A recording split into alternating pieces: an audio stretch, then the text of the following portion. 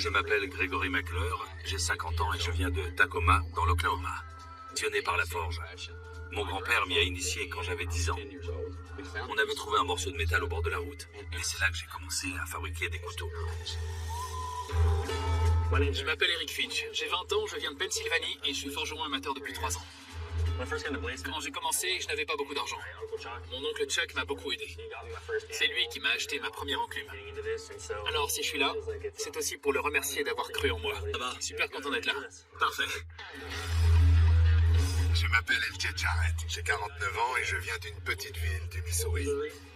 J'ai toujours été très costaud. On me surnommait le gorille ou King Kong.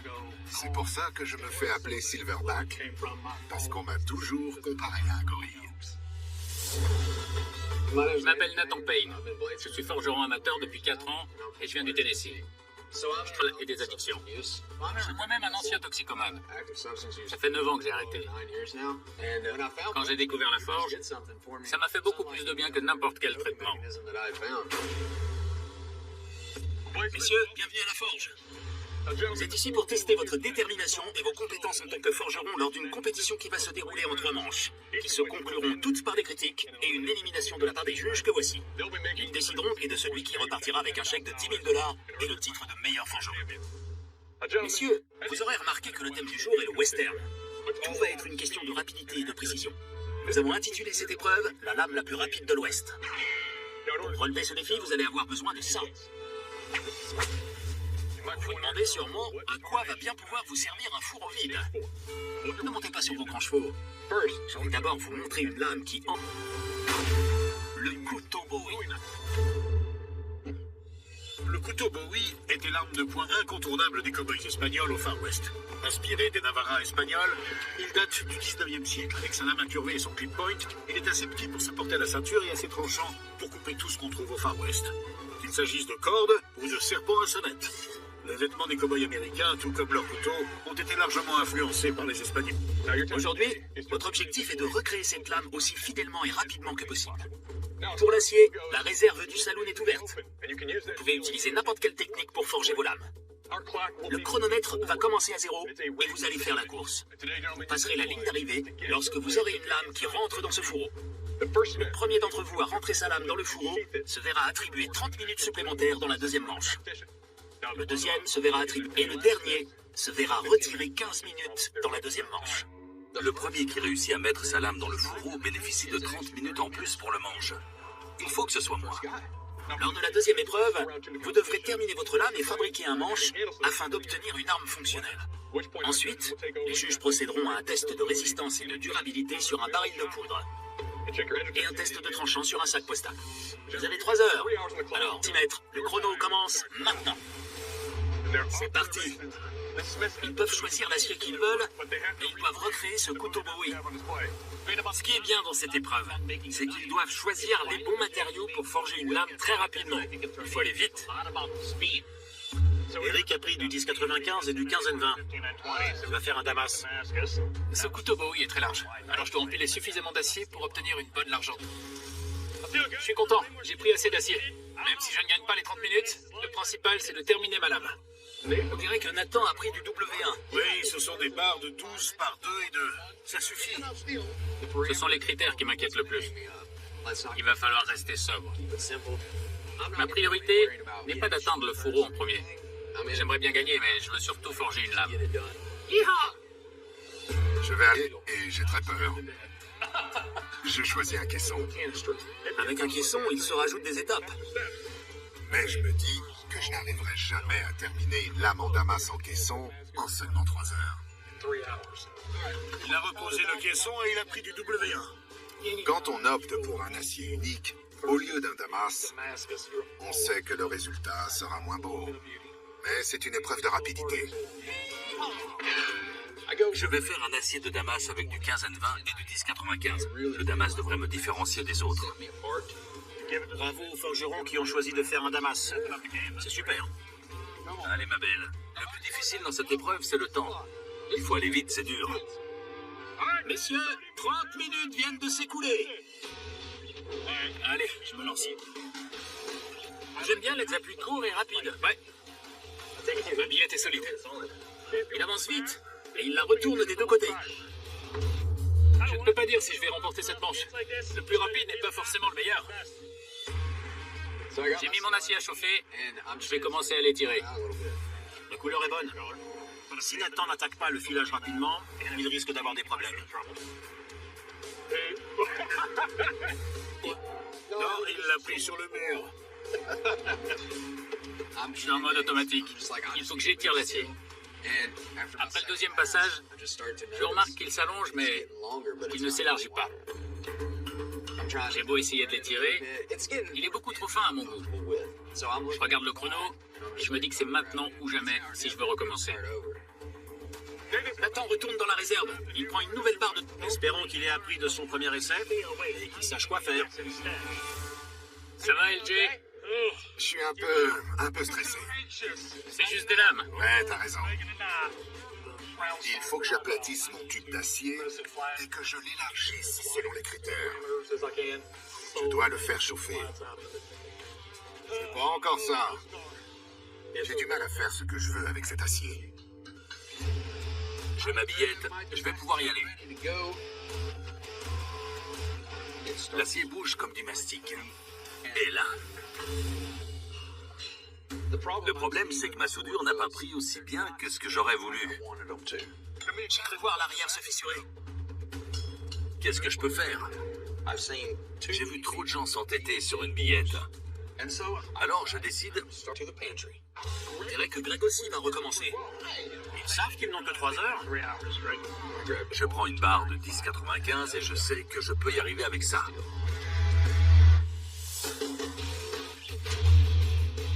Eric compare sa lame au modèle. Il a l'air assez proche. Le profil de ma lame est pas mal. Je passe à la meuleuse. Je vois que je suis le seul à façonner ma lame. J'ai beau être en avance, je ne... Tiens, vous êtes à la moitié de la manche. En regardant le modèle, je vois qu'il s'agit d'un Sanmai. J'en ai jamais forgé. Mais autant essayer. Qu'est-ce que je risque? Même s'il vise un Sanmai, il va devoir l'étirer, mais aussi l'élargir. En ajoutant de l'acier, il pourra plus facilement l'étirer. J'ai pris du W1, j'ai mis mes 2 pentes cornières de part et d'autre. Je découpe. Je suis vraiment trop content. Ça a l'air de tenir. J'en reviens pas que ça ait marché. Maintenant que ma billette est bien soudée, je vais pouvoir façonner mes lames. 4 forges sont allumées. Vous pensez qu'il fait chaud, mais vous n'avez pas idée. Il fait extrêmement chaud dans cette forge. LJ n'a pas l'air en forme. Il a l'air très fatigué. Je suis désolé, j'ai des crampes. Mon corps me force à m'arrêter. On va sortir un moment, d'accord? LJ quitte la forge avec le médecin. Ça ne m'était jamais arrivé avant. Je n'ai pas du tout envie de quitter l'aventure. Je ne veux pas abandonner. C'est bizarre. Je ne partirai pas d'ici avant d'avoir été éliminé. Je vais continuer. LJ est de retour. C'est une bonne nouvelle. C'est pas le genre à renoncer. Je sais que je suis en retard, mais je ne veux pas lâcher. Greg travaille bien depuis qu'il a recommencé. Et maintenant, je veux terminer en premier. Seigneur, faites que cette trempe se passe bien. Greg a trempé. Greg est le premier à tremper. Elle est légèrement trop longue. Je vais la raccourcir un peu. Messieurs, il vous reste 1 heure. J'ai vu que Greg avait trempé. Je ne veux pas forcément finir premier. Je veux juste pas finir. Je suis confiant au moment de tremper, mais on ne sait jamais. Attention, Eric trempe. Sa lame est très similaire au modèle. Jusque-là, je suis plutôt confiant. Maintenant, je vais nettoyer la lame et l'affûter. J'ai jamais trempé de billet de Sanmai. J'espère qu'elle ne va pas vriller. Nathan trempe. Je regarde si elle est droite, et elle est parfaite. J'ai presque envie de pleurer. J'ai réussi. Je sais que j'ai du retard, mais je veux forger cette lame du mieux que je peux, en me rapprochant au maximum du modèle. La lame de LJ est beaucoup plus longue et plus fine que le modèle. Je crois que j'y suis presque. Et voilà, LJ a trempé. Ça nous en fait 4. Il n'y a pas de fissure, pas de teintement dans l'huile. Je suis trop content. On va peut-être avoir un sprint final. Ça devrait se jouer entre nous pour les 30 minutes supplémentaires. La lame est brute, il y a encore de la calamine, mais je suis prêt à tenter le coup. C'est parti, bam! Premier. Greg est le premier au fourreau. C'est moi la lame la plus rapide de l'Ouest. Je tiens à affûter ma lame. J'ai quand même forgé un acier de Damas. Je crois que ma lame est prête, mais je vais vérifier. Eric procède à une dernière vérification. Ça m'a l'air pas mal. Et voilà, ça fait 2. Nathan est en train de remonter. Alors je dois aller au fourreau avant lui. Le fourreau n'assure pas la qualification. LJ se dirige vers le fourreau. C'est super. LJ, vous vous êtes battu et vous y êtes arrivé, bravo. Je suis ravi. Il peut prendre son temps pour finir. Il reste 10 minutes. Je sais que je suis pas la lame la plus rapide de l'Ouest, ni même de ce saloon. Mais je vais juste essayer de m'appliquer jusqu'à la fin du chrono.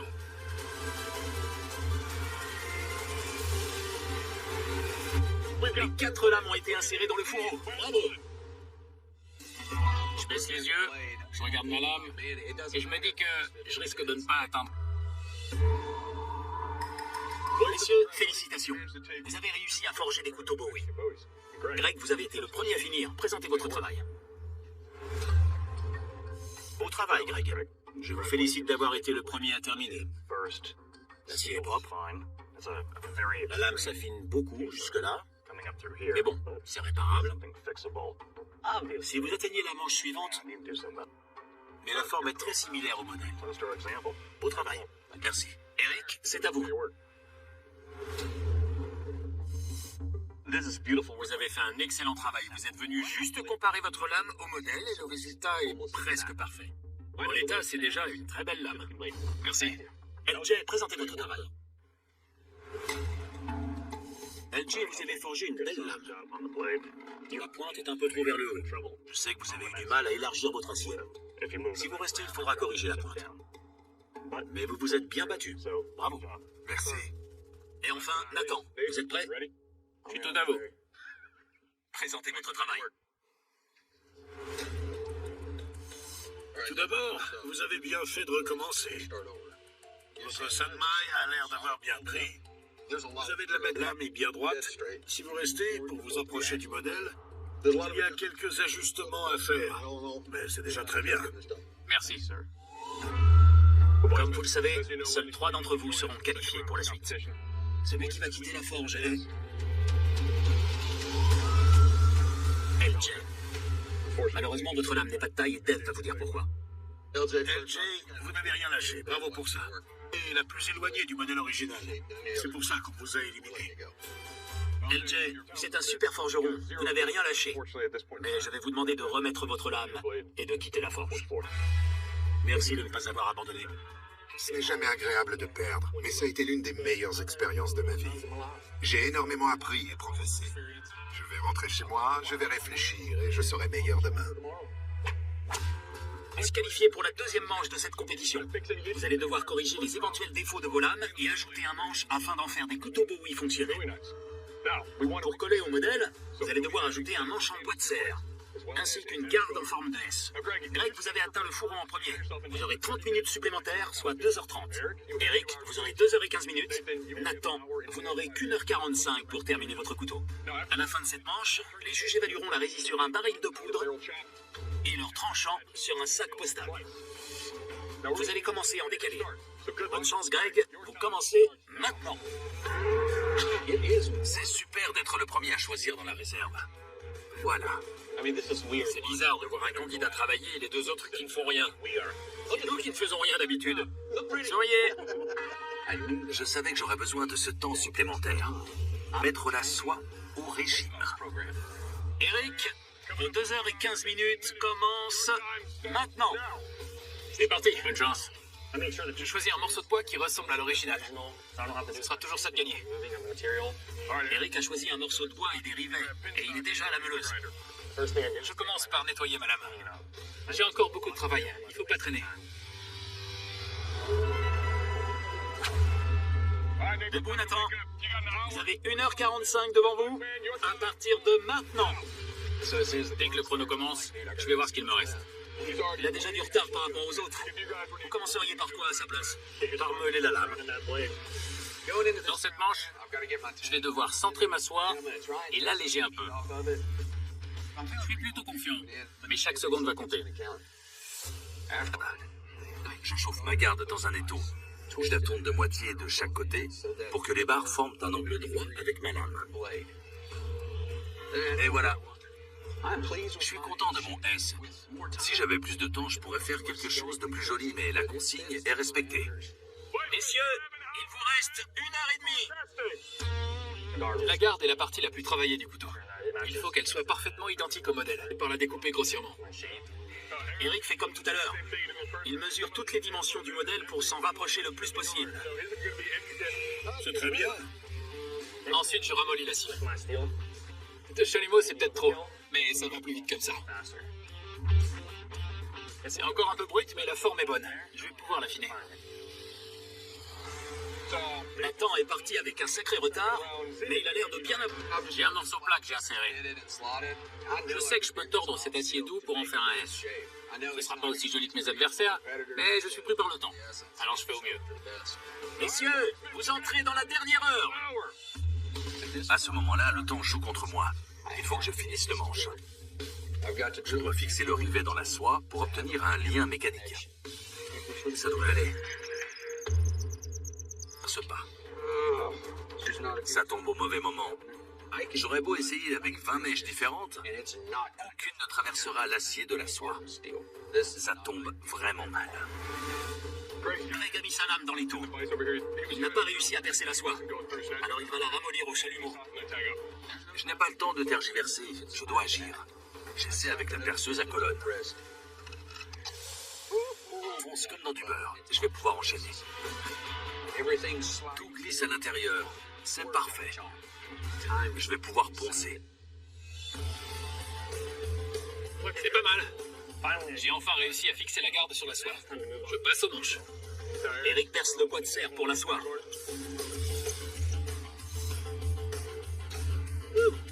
J'ai tout collé, ça a l'air de bien tenir. Maintenant, je vais affûter. Nathan utilise beaucoup d'époxy. J'ai mis de l'époxy partout. Si vous me cherchez, suivez l'époxy. Je vais me coller la barbe. Messieurs, il vous reste 5 minutes. Je suis stressé, je fais n'importe quoi. Il faut que je me calme. Il manque tout un tas de détails et de finitions sur ce couteau. Mais je suis content de ne pas avoir abandonné. 3, 2, 1. Éteignez vos machines, posez votre lame. Cette manche est terminée. Arrêtez de la regarder, elle va vous éblouir. J'ai confiance en mon fil de lame. Mais c'est Jen Nelson qui m'intimide. Il pousse toujours des grognements pendant les tests. J'ai peur. Messieurs, bienvenue au test de résistance. Greg, vous êtes prêts? Tout à fait. Allons-y. Le test est incroyablement dur. Quand on frappe un couteau contre du métal et du bois, tout peut arriver. Si le traitement thermique n'est pas parfait, la lame ne va pas tenir.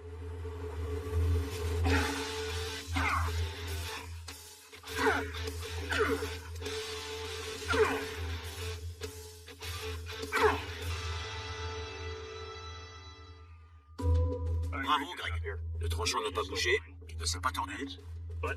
Mais vous avez perdu de l'époxy juste là, dans le trou. Malgré ça, l'arme a bien résisté. Beau travail. Merci. Eric, comment ça va? C'est à vous. Je suis prêt. C'est parti. C'est stressant de savoir qu'il va frapper sur un tonneau. Je ne pense pas que ma lame va se briser, mais on ne sait jamais.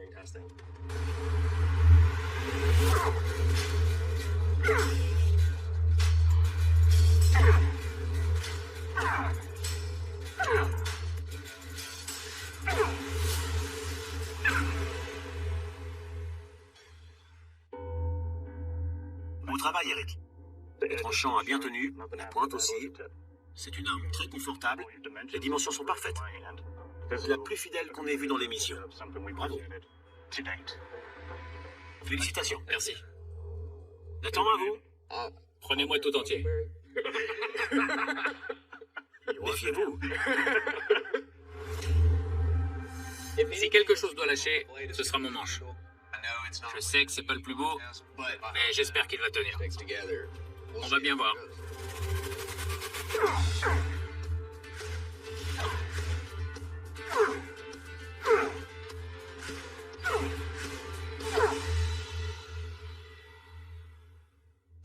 Attends, respirez, tout va bien. Il y a un endroit qui était bréché. La lame s'est un peu abîmée. Et votre manche part sur le côté. Mais le problème principal, c'est que votre garde bouge. Aussi, bravo. Merci. Messieurs, nous allons maintenant savoir si vos lames sont tranchantes grâce au test du sac postal. Ça va envoyer. Greg, vous êtes prêts? Absolument. C'est parti.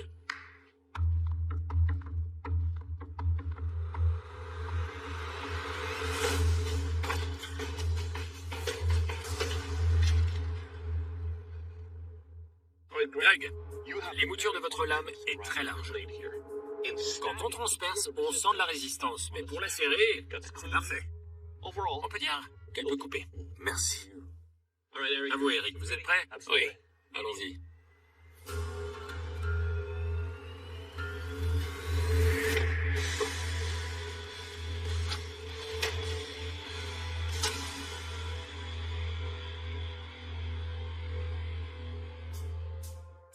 Bon, Eric, le fil de la lame et les biseaux sont parfaits pour la serrer.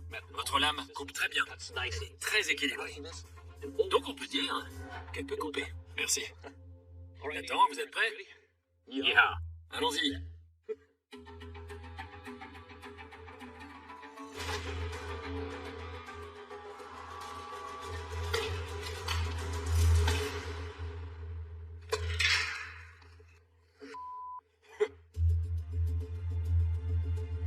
Nathan, parlons de votre lame. Elle a très bien transpercé et lacéré ce sac postal. Mais votre manche est mal fixée. Cela dit, votre arme peut couper. Super. Bon. Messieurs, vous avez produit des armes de qualité, mais comme vous le savez, seuls 2 d'entre vous auront l'occasion de se disputer un chèque de 10 000 $ et le titre de meilleur forgeron dans la manche suivante. Celui qui va quitter la forge est... Nathan. Malheureusement, votre lame n'est pas de taille et Jen va vous dire pourquoi. Nathan, vous avez fait du bon travail, surtout vu le temps que vous aviez. Et votre lame est tranchante. Mais lors du test de résistance, votre garde a bougé. Voilà pourquoi vous partez. Je comprends. Nathan, vous avez apporté beaucoup de vie dans la forge. Merci d'être venu jusqu'ici et de nous avoir montré votre travail. Malheureusement, je vais devoir vous demander de quitter la forge. Merci pour tout, les gars. C'était super. Bravo. J'ai gagné le combat contre cette petite voix qui me dit de ne pas essayer et de laisser tomber. J'aurais voulu que ma lame soit plus raffinée, plus jolie. Mais c'était mon premier Sanmai. La soudure a tenu et la lame est super sans hésiter. Greg, Eric, félicitations. Vous atteignez la dernière manche de cette compétition. Vous allez avoir 4 jours chez vous pour fabriquer une autre arme emblématique du Far West. Voilà ce que vous allez forger. Une machette espagnole. La machette espagnole est devenue très populaire auprès des premiers cow-boys du sud-ouest au XXe siècle. Avec sa lame légèrement incurvée, plus maniable que les grandes machettes précédemment utilisées par les cow-boys, ce qui en faisait l'arme idéale pour lacérer buissons et ennemis lors de la conquête de l'Ouest. L'histoire des cow-boys qui portaient cette arme est retracée au musée Bullock d'Austin, au Texas. Votre lame devra être incurvée et mesurer entre 60 et 66 cm avec un seul tranchant. La garde devra être en forme de S, le manche en cuir et le pommeau en forme de tête d'aigle ou de cheval. Je suis content. Mais ça va quand même être difficile. Messieurs, nous voulons voir vos plus belles lames. Alors, bonne chance et à dans 4 jours. Je suis chez moi dans ma forge pour fabriquer une machette espagnole. J'ai décidé d'opter pour une lame en acier unique. Le 1080 est un acier solide et très flexible. Allez, comme une jeune mariée. Parfait. Elle est droite. Pour l'instant, tout va bien. J'attaquerai le pommeau et la garde demain matin. Comme sur des roulettes. Premier jour, je suis chez moi en Pennsylvanie. Je vais allumer la forge. Je vais commencer avec du damas. Je vais prendre du 1084 et du 15N20. Je commence avec 20 plaques. Je devrais en avoir entre 60 et 70 en tout. J'ai soudé ma billette à la forge. J'ai réussi à forger ma lame en acier damassé de 60 couches. J'ai bien avancé, je suis content. Tout se passe bien. Nous voilà au 2e jour. Je vais attaquer la garde en S et le pommeau à tête de cheval. Je vais utiliser la fonderie pour fabriquer ma garde. On commence par sculpter le modèle dans de la mousse. Voilà à quoi ça va ressembler une fois fini. On le met dans du sable. Attention, vous êtes prêts? Quand on verse le métal fondu, la mousse s'évapore et on obtient la forme voulue.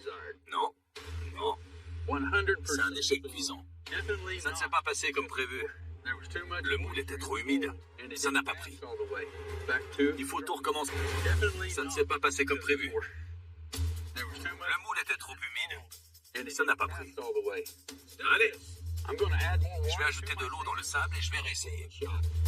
Là, c'est bien. C'est prometteur. Après un peu de ponçage, c'est réussi. Troisième jour. Hier soir, j'ai trompé et j'ai fait le revenu. Aujourd'hui, je vais attaquer le pommeau. Mon frère, alors ils se sont arrêtés pour que je m'en serve de modèle.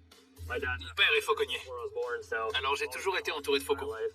J'ai de la chance de l'avoir. Comme ça, je peux comparer en direct. J'ai bien avancé sur ma lame aujourd'hui. Mais tout peut arriver. Voilà. C'était fait exprès, pour tester la solidité.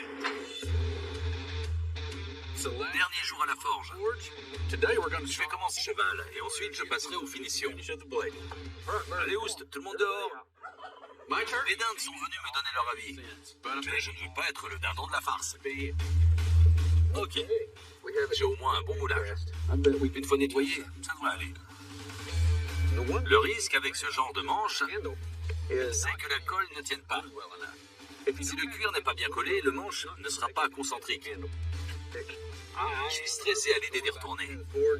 Mon adversaire aura fait de son mieux, et moi aussi. On verra bien le résultat.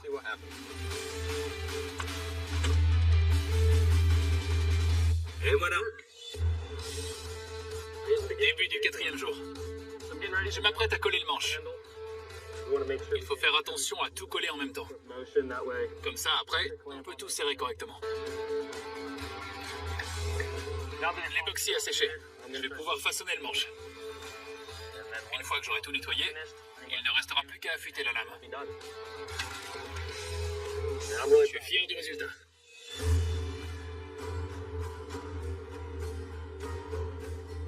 Messieurs, je suis content de vous retrouver à la forge. Vous avez eu 4 jours pour fabriquer une machette espagnole, et je dois dire que nous sommes impatients de les tester pour savoir lequel d'entre vous va gagner. On va vous entendre. Greg, comment ça s'est passé? Très bien. La lame est en acier carboné 1080. Le pommeau et la garde sont en mousse moulée et le manche est en cuir avec une touche de turquoise. Magnifique.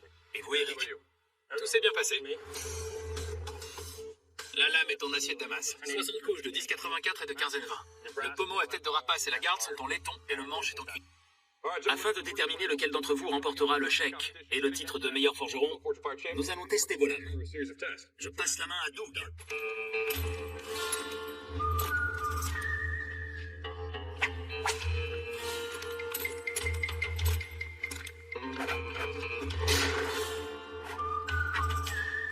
Salut les gars. Bienvenue au test de létalité. Mais sont-elles létales? Pour le savoir, je vais les tester sur ces carcasses de cochons. Greg, vous êtes confiant? Oui, très confiant. Alors allons-y. Je suis trop content de voir cet énorme cochon. Ma machette va le taillader en profondeur.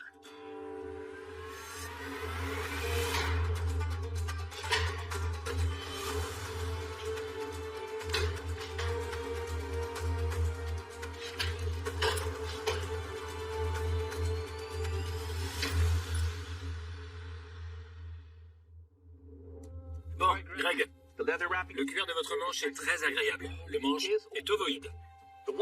La seule chose, c'est que le manche est très long. Et comme il est lisse, ma main a glissé plusieurs fois. Mais votre fil de lame est tranchant. Ses entailles sont très précises. Alors je dirais qu'elle peut tuer. Merci, Doug. Eric, c'est à vous. Vous êtes prêts? Allons-y, c'est parti. J'ai peur de découvrir comment ma lame va se comporter. Après avoir vu celle de Greg, c'est encore pire.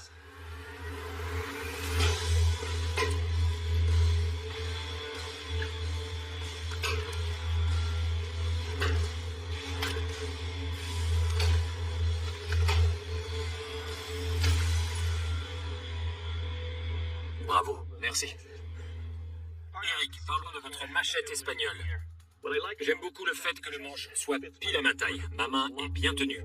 Votre lame est extrêmement tranchante, comme vous pouvez le voir. Ses entailles sont profondes, tout comme les perforations. On peut donc dire qu'elle peut tuer. Super.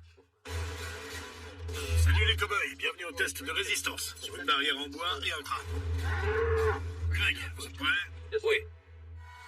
En voyant cette tête de buffle, j'ai commencé à stresser. Les crânes de buffle sont très épais et très solides. Ils s'en servent pour se battre entre eux. Je ne sais pas si ma lame va résister.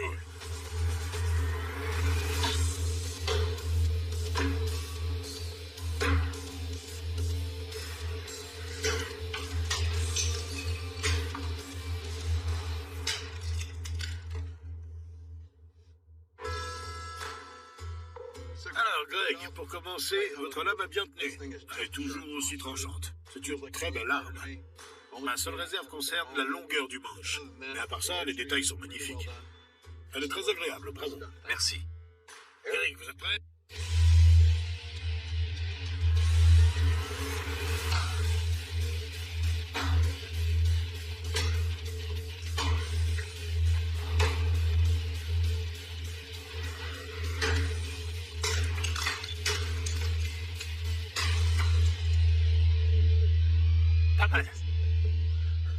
Alors Eric, tout d'abord, les moutures de la lame est très différente avec ses très tranchante.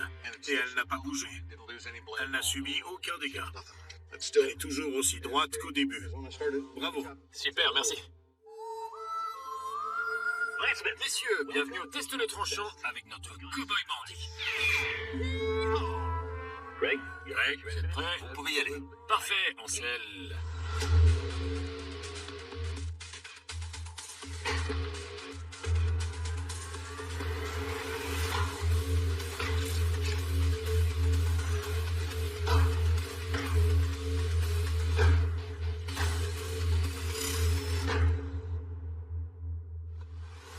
Greg, Je vous félicite. Les entailles sont nettes et profondes, malgré les 3 couches de tissu. Votre arme peut couper. Eric, c'est à vous, vous êtes prêts? c'est parti. Allez.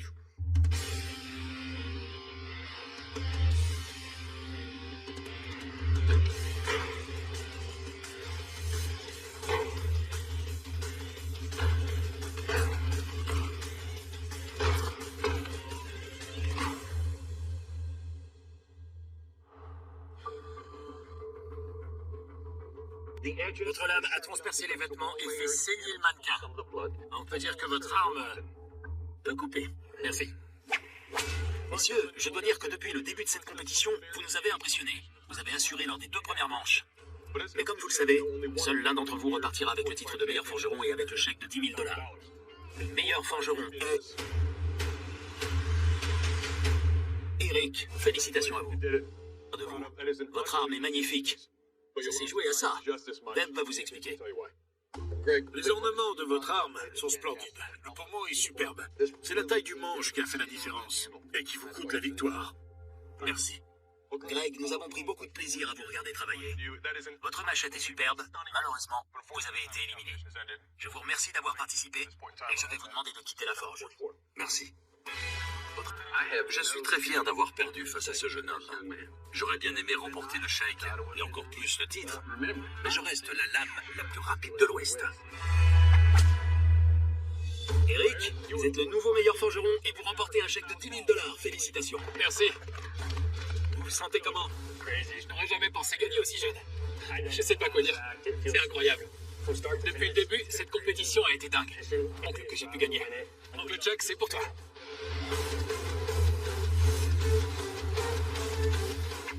Porté par sa jeunesse et sa confiance, choisit de souder directement ses métaux. Une approche audacieuse qui demandait beaucoup de maîtrise. Le moment fatidique de la soudure à la presse arriva. Il fallait atteindre la température idéale, celle qui donne au métal la couleur d'un beurre fondu. Tim réussit sa première pression avec brio, obtenant une soudure solide. Cody fit de même, manipulant la presse avec une grande délicatesse. Paul, impressionnant de rapidité, étirait déjà son acier chaud avec une dextérité remarquable, donnant forme à ses lames. Cependant, le parcours de Gary rencontra un léger obstacle. En ouvrant son cylindre, il découvrit une fissure au centre de son acier. Signe qu'une soudure n'avait pas complètement tenu. Loin de se décourager, le jeune homme fit preuve d'une incroyable résilience. Cherchant immédiatement une solution pour réparer son métal avant la fin du temps imparti. Les 3 heures s'écoulèrent à un rythme effréné. Entre les traitements thermiques minutieux et les ajustements à la meuleuse. Chaque artisan donna le meilleur de lui-même. À la fin de cette première manche, les juges examinèrent les créations.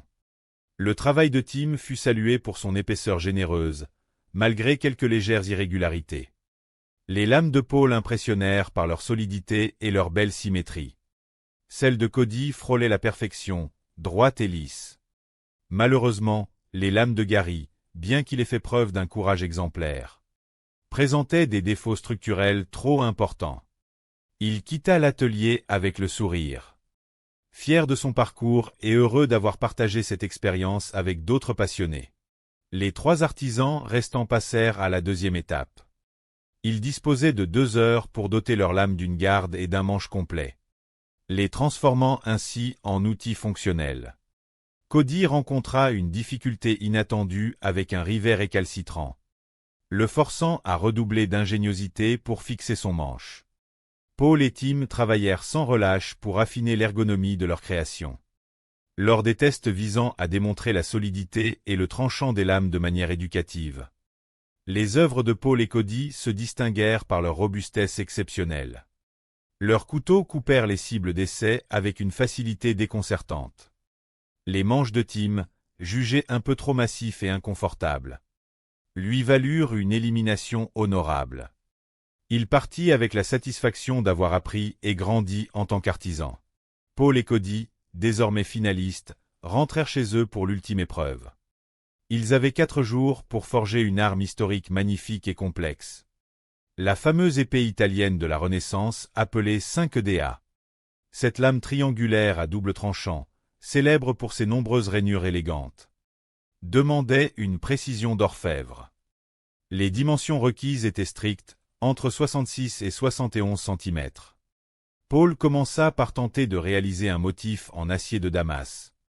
Mais une fissure le poussa à s'adapter intelligemment en utilisant un acier simple mais très résistant. Cody, quant à lui, réussit à créer un motif en Damas éblouissant de 155 couches. De retour à l'atelier principal, les 2 chefs d'œuvre furent présentés aux juges. L'épée de Paul respirait la solidité, tandis que celle de Cody brillait par ses détails artistiques. Lors des démonstrations de résistance et de tranchant, les 2 armes prouvèrent leur qualité exceptionnelle. Cependant, l'épée de Paul s'avéra légèrement trop lourde pour être maniée avec aisance. Un détail crucial pour ce type d'outil historique. Cody fut donc couronné grand vainqueur, remportant les $10 000 avec une immense gratitude. Paul le félicita chaleureusement, fier de son propre travail et heureux de cette belle compétition. Peu de temps après cette formidable aventure, l'atelier s'illumina de nouveau pour accueillir une compétition d'un genre inédit, rassemblant 4 nouveaux forgerons aux talents remarquables. Bill Peace, forgeron amateur depuis 4 ans, apportait une lame en Damas élégante, soutenu par les encouragements affectueux de son épouse. Rhys, un jeune prodige de 18 ans ayant tout appris en autodidacte, présentait une machette robuste fabriquée à partir de matériaux recyclés. Thomas Franklin, un cuisinier passionné de 34 ans, proposait un superbe couteau de cuisine aux finitions raffinées.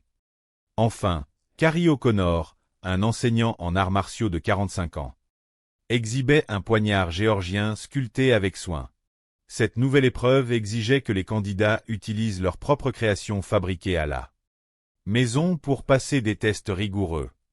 Le premier défi consistait à couper des blocs de glace pour prouver la durabilité du fil de la lame. Bill, Thomas et Carrie passèrent cette étape avec succès, leurs couteaux démontrant une solidité impressionnante. Malheureusement, le manche du couteau de Rhys s'avéra trop petit pour offrir une prise sécurisée, ce qui entraîna son élimination douce. Le jeune homme remercia chaleureusement les juges, emportant avec lui de précieuses leçons pour perfectionner son art. Les 3 artisans restant durent ensuite concevoir un poignard à poignée hanté en seulement 2 heures. La pression du temps était immense. Carrie opta pour une technique rapide de damas torsadé, tandis que Bill et Thomas luttèrent pour équilibrer la répartition de l'acier et la géométrie de leurs lames. Bill rencontra de grandes difficultés à modeler le profil de son outil, perdant un temps précieux à rectifier la forme globale. Thomas fit preuve d'une belle constance, bien que le temps ait manqué à tous pour finaliser parfaitement les manches. Les juges, devant la difficulté de la tâche, durent faire un choix délicat. L'arme de Carrie, bien que dotée d'une belle lame, possédait un manche trop encombrant nécessitant trop de retouches. Il fut éliminé avec bienveillance, heureux d'avoir réalisé son rêve de participer à cette belle célébration de l'artisanat. Le face-à-face final opposa Bill et Thomas. Leur ultime mission, d'une durée de 6 heures, consistait à réparer leur poignard précédent tout en forgeant un imposant couteau de combat inspiré d'une œuvre de maître, mesurant entre 43 et 48 cm. Ce défi monumental exigeait de jongler entre 2 projets distincts, de réaliser de nouvelles soudures en damas et d'assembler des manches complexes.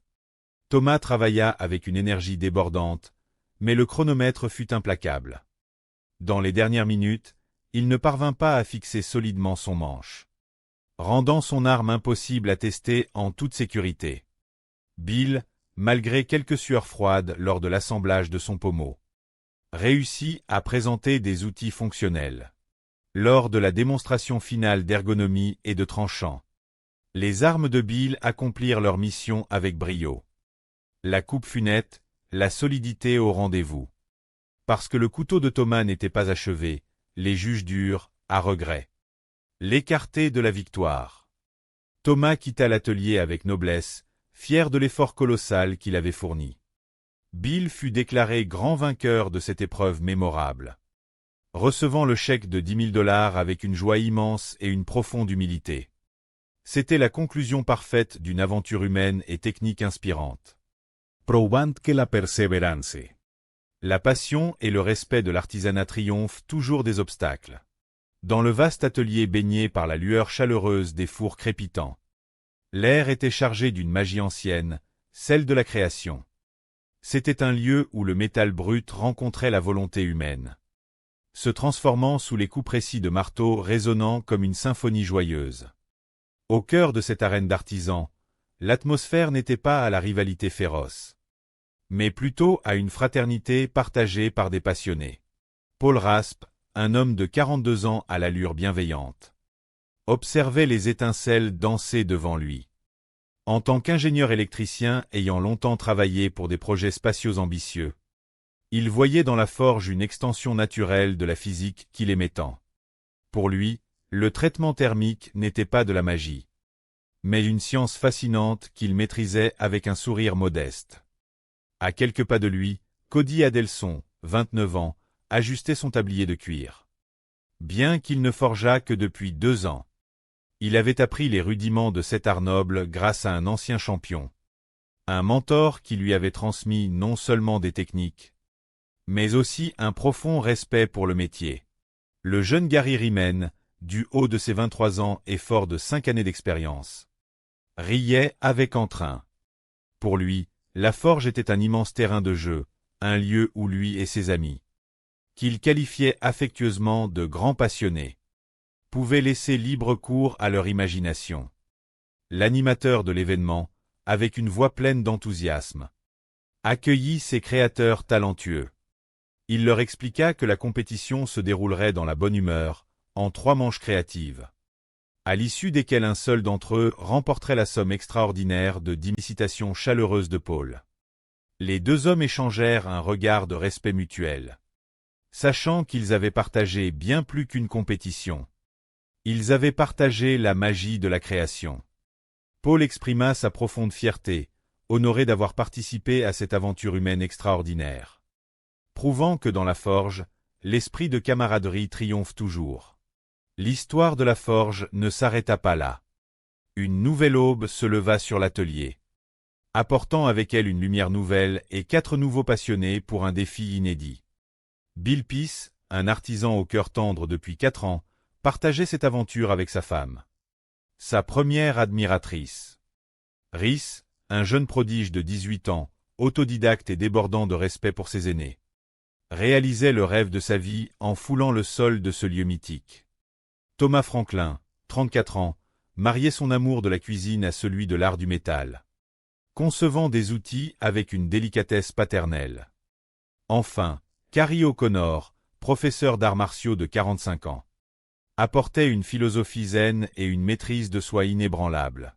Leur première épreuve fut un test de perfection immédiate. Chacun avait apporté une lame conçue dans le confort de son foyer. Bill présenta une lame en damas d'une beauté époustouflante avec des mitres en laiton scintillant. Rhys, avec la fougue de la jeunesse, offrit une machette robuste née d'un ressort de suspension. Thomas dévoila un couteau de chef élégant, orné d'argent et de nickel. Tandis que Carrie proposa un poignard traditionnel aux finitions rustiques et chaleureuses. Les juges évaluèrent ces trésors personnels avec le plus grand respect. Les lames fendirent des blocs de glace étincelants, démontrant la force de l'artisanat. L'œuvre de Bill brilla par sa résilience. Tout comme celle de Thomas qui s'avéra être un outil d'une proportion parfaite. Le poignard de Carrie se révéla vif et léger, une véritable extension de la main. La machette de Rhys résista vaillamment, mais son manche, bien que magnifiquement façonné, fut jugé un peu trop menu pour offrir un confort absolu. Avec une sagesse impressionnante pour son jeune âge, Rhys accepta les conseils constructifs des juges. Il quitta l'atelier le sourire aux lèvres, impatient de retourner à son enclume pour grandir et s'améliorer, emportant avec lui l'affection de tous. Le défi suivant exigeait des 3 artisans restants de concevoir un poignard à poignée hantée. Un outil historiquement utilisé pour une prise en main ergonomique. Ils devaient utiliser des barres de métal massif et accomplir ce miracle en seulement 2 heures. La pression temporelle était un formidable catalyseur de créativité. Carrie, avec un optimisme rayonnant, entreprit de forger un acier de damas torsadé. Thomas appliqua une méthode minutieuse, soudant ses plaques avec une concentration méditative. Bill, dans son enthousiasme débordant, utilisa une quantité de métal très généreuse, ce qui lui demanda un effort physique monumental pour affiner sa pièce. Dans un moment de vulnérabilité touchante, Bill contempla ses gants de protection. Dessus, sa femme et ses enfants avaient inscrit des mots d'amour et d'encouragement. Cette vue lui redonna une énergie lumineuse, l'inspirant à redoubler d'efforts créatifs. Le son des ponceuses et des meuleuses chantait une mélodie de persévérance. À la fin du temps imparti, les pièces furent présentées. Le poignard de Thomas était une promesse de beauté, tandis que la pièce de Bill, bien qu'incomplète au niveau des biseaux, témoignait d'un travail acharné. La lame de Carrie, arborant un motif torsadé majestueux, Pêchait par une poignée légèrement trop volumineuse, demandant trop de temps pour être perfectionnée lors de l'étape finale. Carrie fut donc remercié avec d'immenses éloges pour son audace et son talent artistique. Quittant l'aventure le cœur léger, heureux d'avoir réalisé son rêve. Le face-à-face final réunit Bill et Thomas. Une épreuve grandiose les attendait, reproduire un magnifique couteau de tradition, orné d'une pointe élégante et de colliers sophistiqués, tout en terminant leur poignard hanté. Le tout en 6 heures. Le défi était titanesque. Ils devaient concevoir un noyau en acier à haute teneur en carbone enveloppé d'acier de Damas. Une technique raffinée appelée sans-mai, qui allie souplesse et tranchant. L'atelier devint un ballet harmonieux de mouvements précis et de flammes dansantes. Bill souda ses blocs avec une aisance remarquable, tandis que Thomas façonnait son acier avec une dévotion palpable. La chaleur de la forge purifiait non seulement les métaux, mais aussi les doutes. Lors du traitement thermique, Bill vit sa lame se courber légèrement. Avec une douceur infinie, il la redressa manuellement, sauvant son chef-d'œuvre de la déformation. La dernière étape consistait à habiller ses lames d'une poignée digne de ce nom. Thomas choisit des matériaux robustes, cherchant à sculpter une forme accueillante. Bill, après avoir rencontré une petite difficulté avec un pommeau capricieux, sut garder son calme. Il respira profondément, s'adapta à la situation avec grâce, et fixa solidement sa poignée. Les dernières minutes furent une course joyeuse contre la montre. Chaque artisan polissant et affûtant avec une concentration teintée de bonheur. L'heure de la célébration finale sonna. Les œuvres furent évaluées avec douceur et admiration. Les lames tranchèrent des matériaux de démonstration avec une fluidité poétique, prouvant que la volonté humaine peut transformer le fer en lumière. La création de Bill s'avéra être une pièce d'une robustesse réconfortante et d'un tranchant. Exceptional. La lame de Thomas était belle.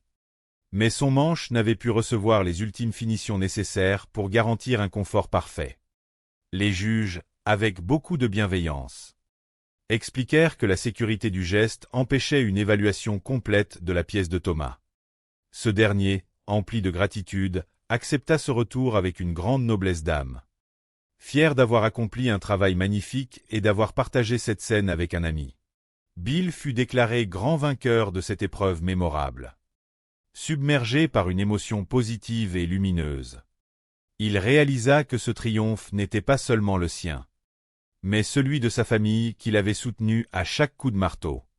Son rêve devenait réalité, prouvant au monde que la passion, lorsqu'elle est nourrie d'amour et de persévérance, peut forger des destins extraordinaires. Ainsi s'acheva cette magnifique épopée, laissant dans l'air un doux parfum d'inspiration. Un rappel éternel que l'artisanat est l'une des plus belles expressions de l'humanité, reliant les cœurs et les esprits à travers la beauté intemporelle de la création. La chaleur de la forge rayonnait dans la vaste pièce, illuminant les visages de 4 passionnés de métallurgie prêts à relever un défi extraordinaire. Paul Raspe, un homme de 42 ans travaillant comme ingénieur électricien, observait les enclumes avec une excitation palpable. Ayant passé une grande partie de sa carrière à travailler pour des projets aérospatiaux complexes, il comprenait parfaitement les phénomènes physiques liés à la chaleur et à la transformation du métal. À ses côtés se tenait Cody Adelson, un jeune homme de 29 ans, forgeant depuis 2 ans avec une passion débordante. L'artisanat lui avait ouvert les portes d'un monde créatif fascinant. Gary Riemann, le plus jeune du groupe du haut de ses 23 ans, arborait un grand sourire lumineux. Pour lui et ses amis, tous de grands passionnés d'histoire et d'artisanat, la forge était un véritable terrain d'expression. Tim, un autre forgeron talentueux, complétait ce quatuor de créateurs déterminés. L'aventure commença dans une atmosphère de camaraderie joyeuse. Le maître de cérémonie annonça les règles avec enthousiasme. Les artisans devaient s'affronter lors d'un grand tournoi amical composé de 3 épreuves. Creatives. À chaque étape, un participant quitterait l'aventure, jusqu'à ce qu'il n'en reste qu'un seul. Couronné grand vainqueur et récompensé par la somme de $10 000. Les juges, experts bienveillants mais exigeants, observeraient chaque geste pour évaluer la technique et l'ingéniosité. Les forgerons découvrirent alors leur premier défi. Sous un tissu se cachaient 2 petits récipients cylindriques et des fragments d'acier. Leur mission était de forger non pas un, mais 2 couteaux identiques en acier de Damas réalisés dans ces cylindres. Le tout en seulement 3 heures. Les lames devaient mesurer entre 18 et 23 cm de long. La tâche était monumentale, mais l'enthousiasme prenait le dessus. Fabriquer 2 couteaux en si peu de temps relevait de l'exploit. Surtout avec la technique complexe de la boîte. Cody, méthodique, commença par nettoyer soigneusement l'intérieur de ses récipients avec un solvant pour assurer une soudure parfaite. Une préparation minutieuse était la clé de la réussite. Paul, de son côté, fit preuve d'une assurance tranquille. Habitué à forger des lames identiques dans son propre atelier, il remplit ses cylindres de poudre d'acier en veillant à ne laisser aucun vide.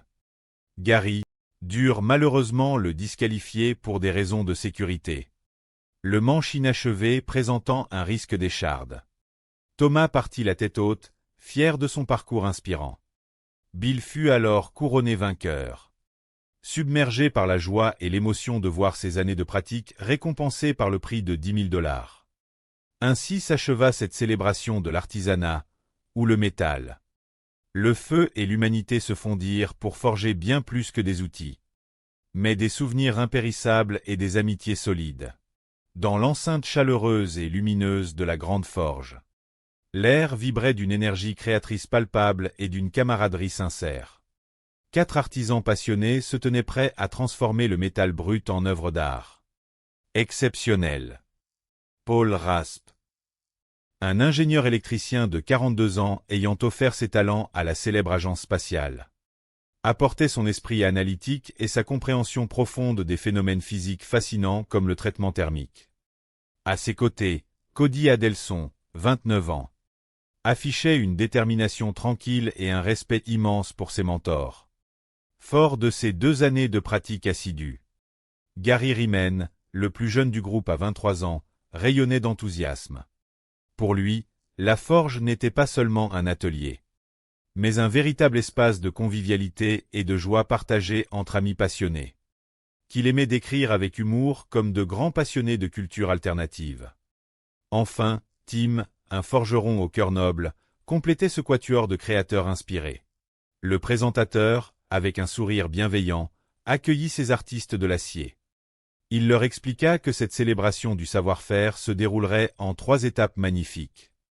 Les juges, experts reconnus et respectueux du travail manuel, auraient la tâche délicate d'évaluer les créations. À la clé de cette aventure humaine, une reconnaissance prestigieuse et une bourse de 10 000 $ pour soutenir leur article. Les forgerons, le cœur battant de joie et d'excitation, dévoilèrent leurs enclumes. Le premier défi était aussi surprenant qu'éducatif, ils devaient forger non pas un, mais 2 couteaux identiques en acier de Damas en utilisant la technique de la boîte. Le tout en 3 heures. Leurs lames devaient mesurer entre 18 et 23 cm.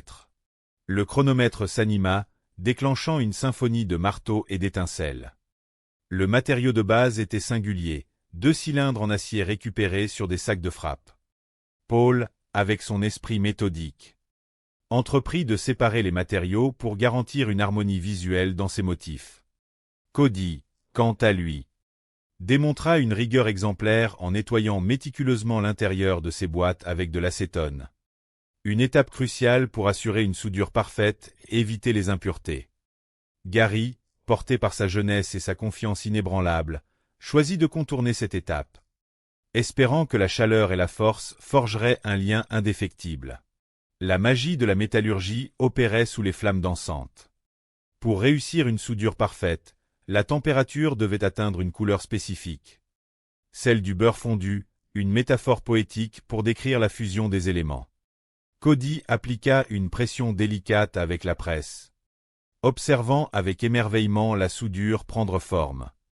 Gary, impatient de voir naître sa création, utilisa le grand marteau pilon bleu. Hélas, une petite ligne révéla une séparation des couches. Une leçon d'humilité que le métal enseigne souvent à ceux qui tentent de brusquer le temps. Refusant de céder au découragement, Gary redoubla d'efforts pour réparer cette faille, illustrant la persévérance qui caractérise les grands artisans. Les minutes s'égrenaient, et les lames prenaient vie. Paul façonnait des pointes courbées élégantes, idéales pour un usage polyvalent, tandis que Tim, avec une précision d'horloger, alignait ces 2 pièces pour s'assurer de leur symétrie parfaite. Le moment délicat du traitement thermique arriva. Cette étape, véritable baptême du feu et de l'huile, fige la structure interne de l'acier, lui conférant force et souplesse. Cody plongea ses créations incultes dans l'huile, observant avec un soulagement mêlé de joie que les lames restaient droites et solides. Gary, malgré les embûches, réussit à stabiliser ses lames, prouvant que même les pièces imparfaites possèdent une beauté et une âme unique. À la fin de cette première épreuve, la chaleur retomba. Les juges, avec une bienveillance constante, examinèrent les œuvres. Les créations de Tim montraient une belle épaisseur et une symétrie prometteuse. Paul fut félicité pour la solidité de son acier et son ingéniosité. Cody reçut des éloges pour ses profils presque parfaits, témoignage de son incroyable précision. Malheureusement, les petites séparations dans l'acier de Gary affectaient la structure de ses lames. Avec une immense gratitude pour cette expérience enrichissante, Gary quitta l'atelier, fier de son parcours et heureux d'avoir partagé ce moment avec ses pairs. Le deuxième acte de cette belle aventure débuta pour les 3 artisans restants. Ils disposaient de 2 heures pour ajouter des gardes et des manches confortables à leur lame double, les transformant ainsi en outils fonctionnels. L'ingéniosité était de mise. Tim choisit des matériaux nobles, de l'acier inoxydable et du laiton, créant un contraste visuel saisissant. Cody, dans un élan d'audace, tenta d'insérer des rivets complexes. Mais la mécanique de la matière a ses propres règles. Un rivet se coinça, l'obligeant à faire preuve de créativité pour surmonter cet obstacle inattendu. Dans sa hâte passionnée, il s'égratigna légèrement le doigt. Une petite intervention des secours fut nécessaire. Un rappel bienveillant que la sécurité reste primordiale dans cet art du feu. Avec un sourire courageux, Cody reprit son travail, fixant ses éléments avec détermination. Paul, de son côté, sculptait ses manches avec une douceur et une fluidité remarquables, cherchant l'ergonomie parfaite pour épouser la forme de la main. Les créations finales furent soumises à des tests de durabilité sur des plaques métalliques et de résistance sur des toiles épaisses. L'objectif n'était pas de détruire, mais d'éprouver la qualité du travail humain. Les œuvres de Paul et Cody démontrèrent une robustesse impressionnante, absorbant les chocs avec une résilience digne des meilleurs aciers. Les manches de Tim, bien que magnifiquement pensées, s'avérèrent légèrement trop massifs pour offrir un confort optimal. Avec une sagesse admirable, Tim accueillit la décision des juges. Il partagea une pensée profondément philosophique, déclarant que la victoire est éphémère mais que l'apprentissage est éternel. Il promit de forger jusqu'à son dernier souffle, inspirant tous ceux qui l'écoutaient. La grande finale opposa donc Paul et Cody, 2 âmes créatives au talent exceptionnel. Leur mission suprême était de retourner dans leurs ateliers personnels pendant 4 jours pour recréer une arme historique prestigieuse. La Cinquedea. Cette épée majestueuse, prisée par la noblesse du nord de l'Italie au XVe et XVIe siècle, tire son nom de sa largeur remarquable, équivalente à 5 doigts à la base de la garde.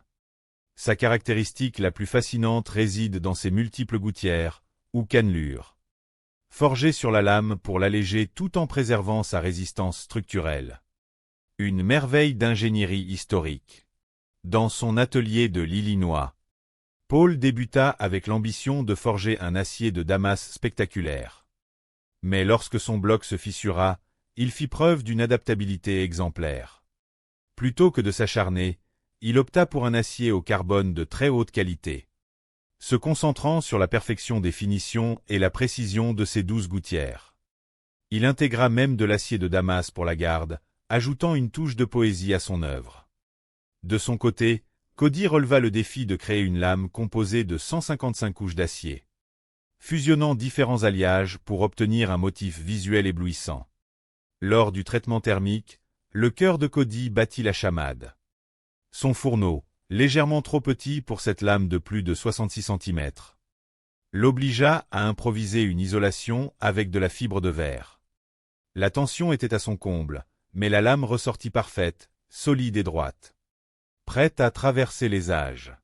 Pour célébrer l'esprit de l'épée, Cody intégra ingénieusement des roulements à billes dans son manche, reliant son œuvre finale à ses premières créations de la compétition. De retour devant les juges, les 2 chefs d'œuvre brillaient sous les projecteurs, symbole magnifique du dévouement et du talent humain. Les tests, menés dans un esprit de célébration du savoir-faire, démontrèrent l'incroyable qualité des 2 pièces. Elles fendirent l'air, tranchèrent des matériaux résistants et absorbèrent les chocs sans la moindre égratignure. La 5DA de Paul était une merveille de solidité, bien qu'un peu lourde en main. Celle de Cody, parfaitement équilibrée, dansait avec légèreté et précision. C'est finalement Cody qui fut couronné champion, recevant les félicitations que quelques minutes supplémentaires auraient changé la donne. Mais il repartit la tête haute, infiniment fier de tout ce qu'il avait accompli, emportant avec lui des souvenirs précieux de cette noble fraternité. Bill fut couronné vainqueur, le cœur débordant d'une joie indescriptible. En tenant son chèque de 10 000 $, il pensa immédiatement à sa famille, à sa femme bien-aimée qui avait toujours cru en lui. C'était la réalisation d'un rêve éveillé, l'apogée d'une passion cultivée avec amour. Et à la question de savoir s'il recommencerait, Un sourire lumineux illumina son visage fatigué mais radieux, laissant entrevoir que la flamme de la forge, tout comme celle de son cœur, ne s'éteindrait jamais. Sous les lumières éclatantes de la grande forge, une atmosphère chaleureuse et effervescente régnait. Le bruit des marteaux résonnait comme une symphonie de création. Paul Raspe, un homme de 42 ans au regard concentré, ajusta son tablier de cuir. En tant qu'ingénieur en électricité ayant consacré une grande partie de sa carrière à l'agence spatiale, il abordait l'art de la forge avec une précision scientifique. Pour lui, le traitement thermique et la métallurgie n'étaient pas de la magie, mais des phénomènes physiques fascinants qu'il prenait un immense plaisir à maîtriser. À quelques pas de lui se tenait Cody Adelson, un jeune homme de 29 ans. Forgeron amateur depuis 2 ans. Cody arborait un sourire enthousiaste. Il avait appris les rudiments de ce métier passionnant auprès d'un ancien champion. Et chaque coup de marteau était pour lui une célébration de cet héritage. Plus loin, Gary Riemann, 23 ans, préparait ses outils avec une énergie débordante. Malgré sa jeunesse, il forgeait depuis 5 ans et considérait ses camarades de la forge comme une véritable famille de passionnés. Tous unis par l'amour de l'artisanat. Enfin, Tim complétait ce quatuor de créateurs, prêt à relever tous les défis avec sagesse et détermination. Le présentateur de l'événement s'avança, saluant les artisans avec un grand respect. Il leur expliqua que cette compétition amicale et éducative se déroulerait en plusieurs étapes, sous l'œil bienveillant d'un jury d'experts. Le vainqueur de cette merveilleuse aventure repartirait avec une récompense de 10 000 $. Mais pour l'heure, l'objectif était de célébrer le talent. L'épreuve initiale consistait à forger 2 couteaux identiques à partir d'acier de Damas fabriqué dans une boîte métallique. Une technique complexe demandant patience et ingéniosité. Les lames devaient mesurer entre 18 et 23 cm. Il disposait de 3 heures pour accomplir ce prodige. Dès le signal de départ, la forge s'anima d'une énergie positive. Gary, confiant, décida de nettoyer son acier rapidement pour gagner du temps, tandis que Cody, méthodique, utilisa de l'acétone pour purifier l'intérieur de ses boîtes métalliques. Paul, fidèle à son esprit analytique, répartit ses matériaux de manière homogène pour s'assurer que ces 2 lames partageraient exactement le même motif. La chaleur des fourneaux monta, colorant le métal d'une magnifique teinte de beurre fondu. Le signe parfait qu'il était temps de souder à la presse. Le processus exigeait une délicatesse extrême. Cody manipula la presse avec une douceur admirable, réussissant sa soudure du premier coup. Paul, rapide et efficace, commença déjà à étirer son acier, confiant dans ses gestes fluides. Cependant, Gary rencontra un léger obstacle.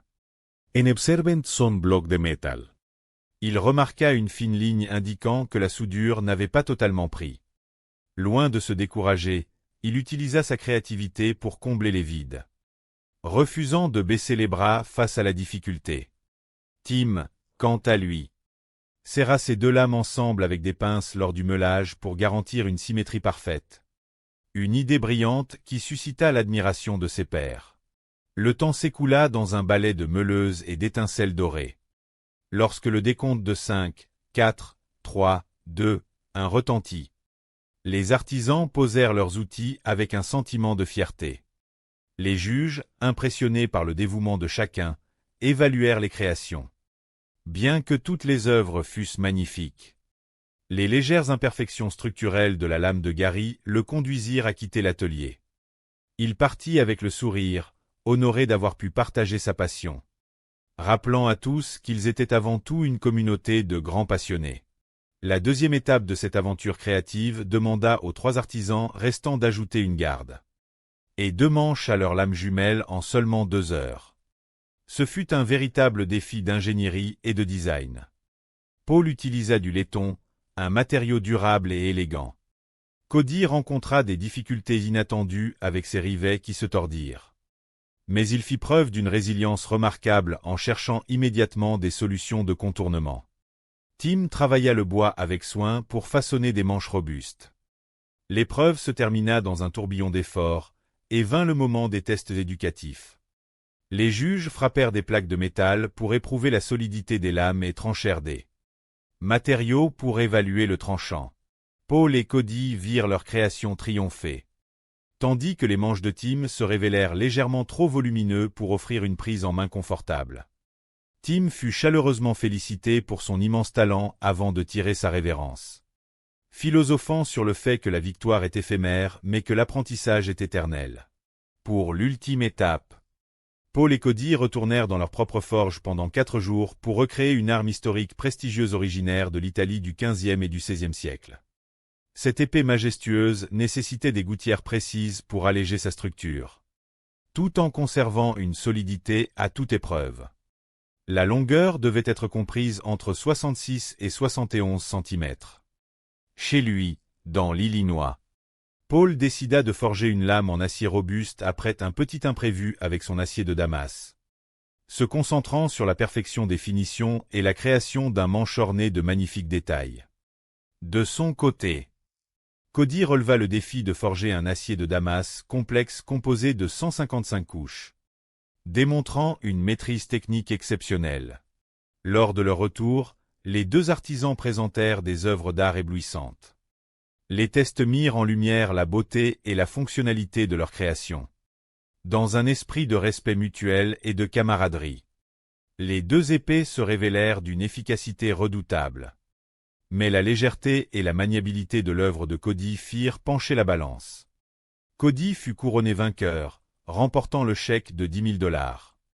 Paul le félicita avec une immense chaleur, fier de son propre travail et heureux pour son jeune ami. L'histoire de la forge ne s'arrêta pas là. Une nouvelle aube se leva sur l'atelier pour un événement spécial, rassemblant 4 nouveaux artisans talentueux.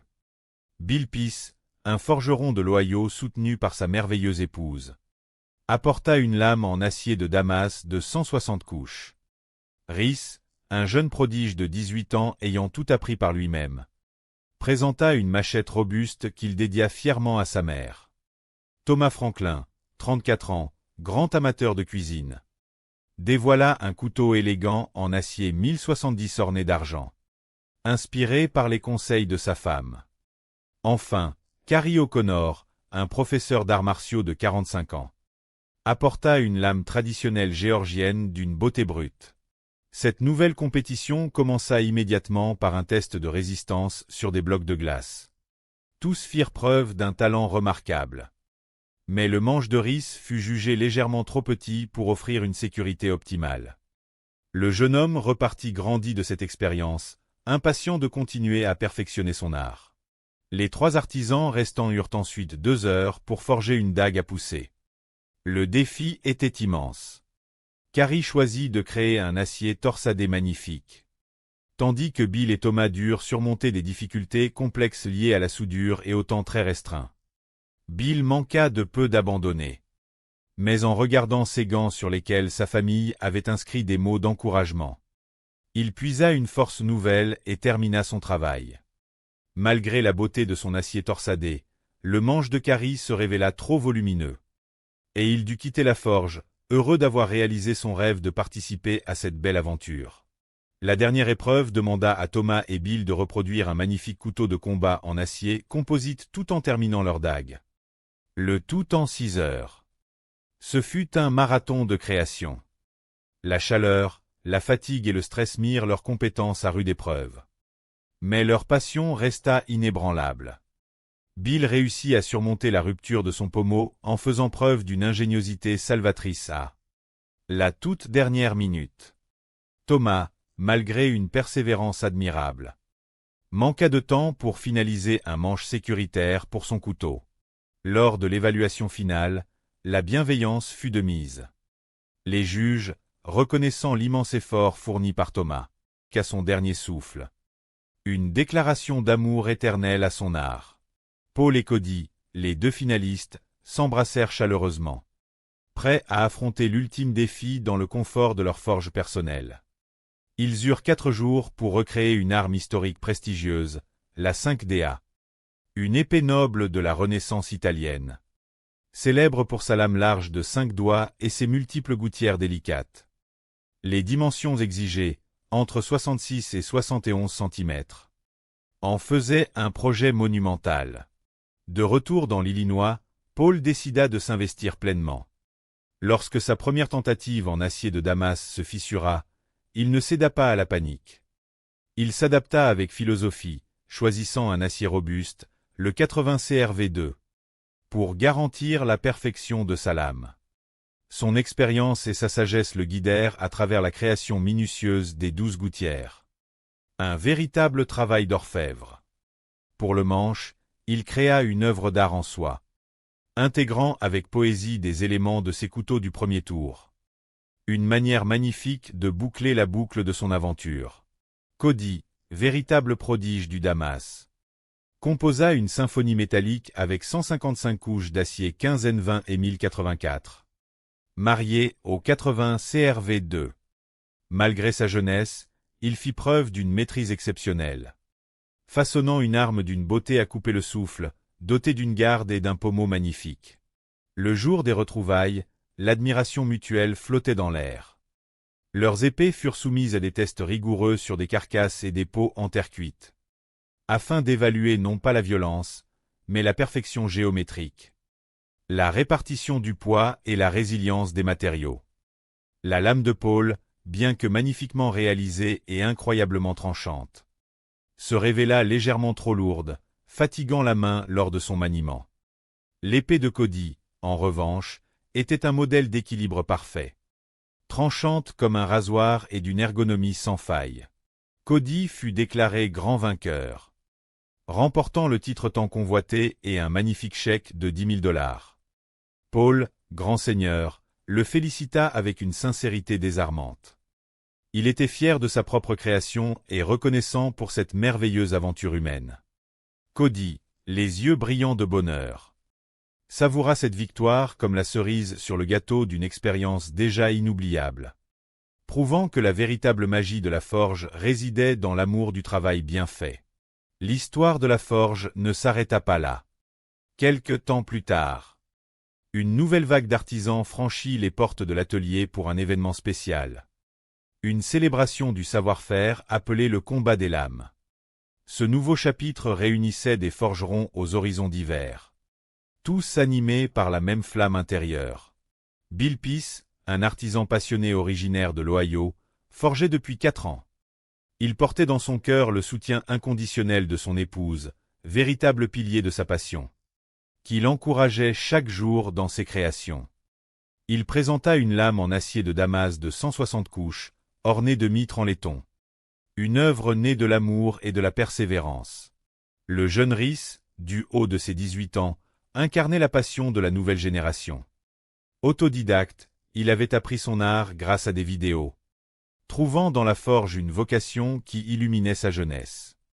Il tenait fièrement une machette façonnée à partir d'un ressort de suspension, possiblement de l'acier 5160, robuste et pleine de caractère. Thomas Franklin, 34 ans, mariait son amour de la cuisine à celui de la forge. C'était sous l'inspiration de sa femme qu'il avait créé son premier couteau de cuisine. Il présenta une lame en acier au carbone 1070, agrémentée de rivets en maillechort. Une pièce qui racontait une histoire de partage et de convivialité familiale. Enfin, Carrie O'Connor, un professeur d'arts martiaux de 45 ans, apportait une dimension spirituelle à son travail. Pratiquant la forge depuis 4 ans, il voyait dans cet art le prolongement de sa discipline martiale. Son arme, un poignard géorgien en acier 5002 cents, avec un magnifique manche en bois de séquoia, reflétait sa quête de perfection et d'équilibre. Dès le premier tour, leurs créations furent soumises au test redoutable du bloc de glace. C'était un moment de vérité pour les matériaux, une épreuve d'intégrité structurelle. La lame de Bill traversa la glace avec une aisance remarquable, prouvant la qualité de son Damas. Celle de Thomas résista vaillamment, son manche offrant un confort optimal. Le poignard de Carrie, léger et fonctionnel, démontra sa robustesse. Malheureusement, l'œuvre du jeune Rhys, bien que très propre dans sa forme, souffrait d'un manche trop petit et d'une garde inconfortable. Malgré son élimination précoce, Rhys garda un sourire radieux. Il remercia les juges avec une politesse exquise. voyant dans cette expérience une leçon inestimable. Il retourna chez lui, le cœur léger, impatient de forger des manches plus généreux et de continuer à grandir dans son art. Le deuxième tour imposa un rythme effréné. 2 heures pour créer une dague à pousser en utilisant des barres d'acier au carbone 1095 et 15N20. Les dimensions devaient se situer entre 10 et 12 cm. C'était une véritable course contre la montre qui exigeait calme et ingéniosité. Cary choisit de réaliser un damas torsadé, une technique complexe mais magnifique. Thomas, toujours méthodique, chauffa méticuleusement son acier pour éviter toute délamination, laissant la magie opérer sous la presse. Bill, dans son élan de générosité, voulut utiliser trop de matière, ce qui entraîna une fissure dans son bloc. Malgré ce revers qui l'obligea à redoubler d'efforts, il trouva la force de continuer en regardant ses gants de protection. Dessus, sa femme et ses enfants avaient écrit des mots d'encouragement. Cet amour familial lui donna des ailes pour surmonter l'obstacle. L'étape de l'émouture fut une véritable épreuve de patience pour la création des biseaux de C. Petite lame. Bill réussit sa trempe à haute température avec brio, obtenant une lame droite et solide. Cary et Thomas franchirent également cette étape cruciale avec succès. L'espoir brillant dans leurs yeux. Lors des délibérations, les juges durent faire des choix difficiles. La lame de Thomas séduisit par son potentiel, et celle de Bill, bien que manquant de biseaux, fut reconnue pour son confort exceptionnel. Cary, malheureusement, dut quitter l'aventure, son manche étant jugé trop encombrant pour le format de la lame. Loin d'être amer, l'enseignant d'arts martiaux remercia chaleureusement le jury. Il avait réalisé son rêve de participer à cette belle aventure, prouvant que le voyage compte tout autant que la destination. Le dernier affrontement mit en scène Thomas et Bill pour un défi monumental de 6 heures. Ils devaient non seulement achever leur dague, mais également reproduire un couteau de combat complexe, doté d'une lame en damas sans mai, mesurant entre 43 et 48 cm, avec une pointe en bec d'oiseau et des colliers minutieux. La forge devint le théâtre d'une créativité foisonnante. Bill, concentré et inspiré, géra son temps avec une sagesse remarquable, alternant entre ces deux projets. Il comprit que l'essentiel était de produire des armes complètes, acceptant les petites imperfections esthétiques au profit de la fonctionnalité. Thomas se battit courageusement avec le métal récalcitrant, cherchant à donner à sa lame la largeur généreuse de 8 cm. La trempe fut un moment suspendu dans le temps. Bill, voyant sa grande lame se déformer légèrement dans l'huile, entreprit de la redresser avec une douceur et une délicatesse infinie, sauvant ainsi son œuvre. Le montage des manches testa leur dernière réserve d'énergie. Lorsque le pommeau de Bill se brisa accidentellement, il ne laissa pas le désespoir l'envahir. Il respira profondément, puisa dans sa résilience et souda une nouvelle tige, refusant d'abandonner son rêve. Thomas, luttant contre la montre, se démena pour assembler ses pièces, tentant désespérément de façonner un manche en micarta. Au terme des 6 heures, le gong final résonna comme une douce délivrance. L'épuisement fit place à un profond sentiment d'accomplissement. Le moment de l'évaluation finale était arrivé. Les armes furent testées pour leur ergonomie et leur tranchant. La dague et le couteau de Bill brillèrent par leur solidité et leur incroyable capacité de coupe, bien que le manche de la grande lame manquât un peu de rondeur. C'était un travail remarquable né de la persévérance. Le sort de Thomas, hélas, fut scellé par le temps. Son manche, resté inachevé, présentait des échardes et un espace dangereux près de la garde, rendant le test impossible par mesure de sécurité pour les juges. Thomas accepta la décision avec une grâce infinie. Il savait la dague précédente, disposant de 6 heures pour réaliser ce miracle. Ils s'attaquèrent à la fabrication d'une lame complexe nécessitant l'insertion d'un cœur en acier dur au centre d'une enveloppe en acier damassé. Cet exercice, d'une immense valeur éducative, Demontrait la richesse de la metallurgie traditionnelle. Thomas, concentré, travailla avec une ardeur exemplaire, façonnant l'acier avec passion. Bill, de son côté, navigua avec grâce entre la création de son nouveau chef-d'œuvre et la finalisation de son premier outil. L'étape du traitement thermique fut abordée avec la plus grande prudence pour éviter les chocs thermiques. Lorsque le pommeau de Bill présenta une légère faiblesse lors de l'assemblage, il fit preuve d'une formidable capacité d'adaptation en réparant la pièce avec soin et patience, refusant de céder à la panique. Thomas, courant contre la montre, chercha à peaufiner les moindres détails de son manche en bois précieux. À la fin du temps imparti, la fierté d'avoir accompli un tel travail irradiait dans l'atelier. Les tests finaux, menés avec un grand souci d'équité, évaluèrent la prise en main et la netteté des coupes. La création de Bill démontra une belle solidité et une fonctionnalité indéniables, bien que son poids imposât le respect. Thomas, hélas, n'avait pas eu le temps de lisser entièrement son manche, créant un léger inconfort qui empêchait un test optimal. Les juges le remercièrent chaleureusement pour son incroyable persévérance et son talent indéniable. Bill fut couronné grand vainqueur de cette belle rencontre fraternelle, remportant le prix de 10 000 $.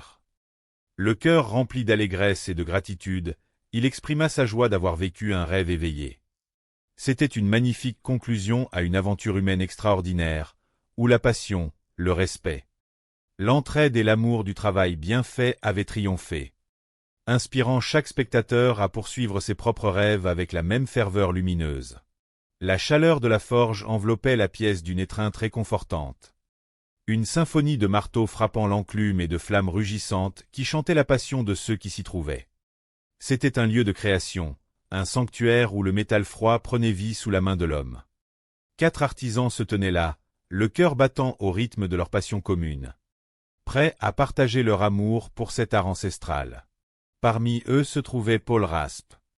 À 42 ans, cet ingénieur électricien au regard bienveillant portait en lui la rigueur scientifique de ses longues années passées à travailler pour la grande agence spatiale. Pour lui, la forge n'était pas seulement un art, c'était une merveille de la physique. Il comprenait intimement les phénomènes de traitement thermique, voyant dans chaque lueur incandescente la danse fascinante des atomes.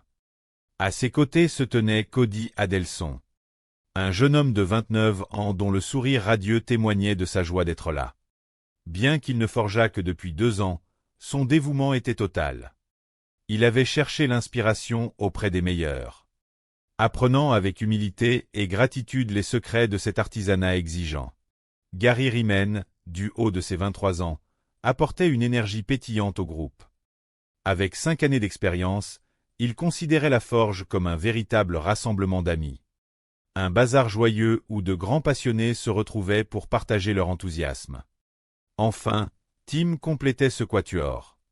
Il ressentait une immense fierté à l'idée de montrer ce qu'il avait appris, portant dans son cœur le respect de ses maîtres et l'amour du travail bien fait. Leur aventure commença sous les encouragements bienveillants des juges, de véritables figures paternelles de la profession. Le défi était de taille, mais stimulant, forger non pas un, mais 2 couteaux identiques en acier de Damas, en utilisant la technique complexe de la boîte. Les lames devaient mesurer entre 18 et 23 cm. Ils avaient 3 heures pour accomplir ce miracle. Dès que le compte à rebours fut lancé, une douce frénésie s'empara de l'atelier. Le défi exigeait une concentration absolue, mais aussi une grande sérénité. L'idée d'utiliser les morceaux d'acier d'un sac de frappe ajoutait une touche d'ingéniosité. Paul, fort de son esprit analytique, décida de séparer ces matériaux, plaçant les éléments de frappe dans une boîte et l'acier dans une autre, espérant une fusion homogène. Gary, emporté par son enthousiasme débordant, choisit de souder directement, confiant en sa bonne étoile. Cody, quant à lui, prit le temps de nettoyer méticuleusement l'intérieur de ses boîtes avec de l'acétone. Un geste de pure precaución. Une marque de respect envers la matière qu'il s'apprêtait à transformer. Le processus de création du Damas en boîte était une danse délicate avec le feu.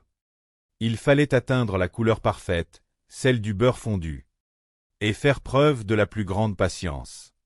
Cody observait son acier avec émerveillement, appliquant une pression délicate lors du premier passage sous la presse.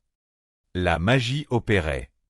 Tim, lui aussi, maîtrisait la température avec brio, son visage illuminé par la lueur des flammes.